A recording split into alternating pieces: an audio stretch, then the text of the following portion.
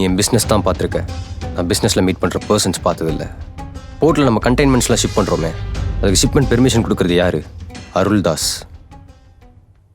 2020 வரைக்கும் எல்லாமே நார்மலாக தான் இருந்தது, அன்டில் அந்த ஒரு சம்பவம் நடக்கிற வர. 2020 இன்னொரு போர்ட்.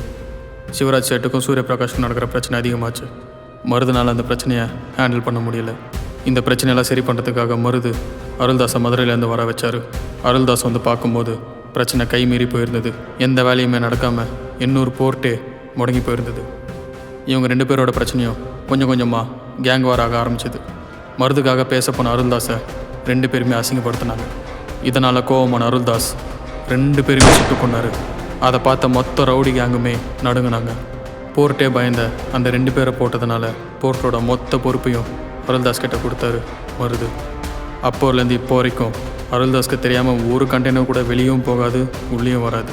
அன்னிலேருந்து இன்னொரு போர்ட்டுக்கே அருள்தாஸ் தான் ராஜா. இப்படிப்பட்ட அரக்கனோட பையன் காசுக்காக நம்ம பிஸ்னஸில் இன்வால்வ் ஆவான், நமக்கு பிரச்சனை கொடுப்பான்னு எனக்கு எப்படி தெரியும்? இதோட ஃபுல் வீடியோ பார்க்க ஹேண்டில் கீழ இருக்கிற ப்ளே பட்டனை கிளிக் பண்ணி பாருங்க.